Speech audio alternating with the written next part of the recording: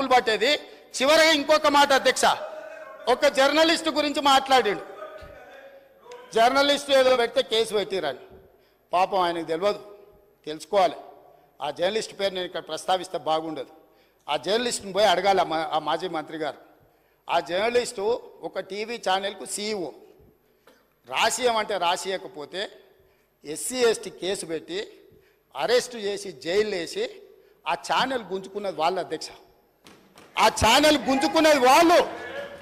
ఏ జర్నలిస్టును ఈరోజు కేసు పెట్టిరని చెప్తుండ్రో ఆ జర్నలిస్టు ఒక ఛానల్ సీఈఓ ఉంటే ఆ ఛానల్ వాళ్ళకు వ్యతిరేకంగా ఉందని ఆ జర్నలిస్టు మీద SC ST case Banjara Hills police స్టేషన్లో పెట్టి జైలుకు పంపించి నెల రోజులు జైల్లో పెడితే నా అడ్వకేట్ను పెట్టి నేను బెయిల్ ఇప్పించిన అధ్యక్ష.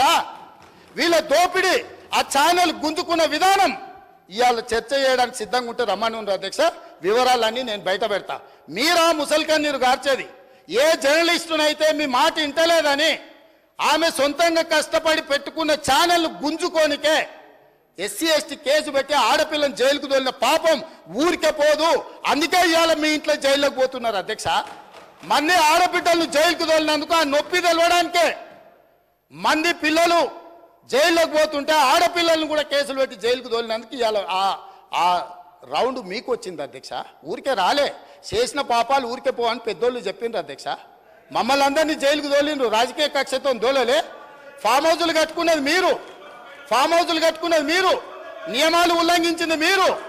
వాటిని బయట పెట్టినందుకు జైల్లో పెట్టి డిటెన్షన్ సెల్లో పెట్టిరు అధ్యక్ష. నన్ను 16 రోజులు ఒక్క మనిషి లేకుండా ఐఎస్ఐ తీవ్రవాదులను ఎక్కడ పెడతారో అట్లాంటి డిటెన్షన్ సెల్లో నన్ను 16 రోజులు పెట్టిండ్రు అధ్యక్ష చెర్లపల్లిలా.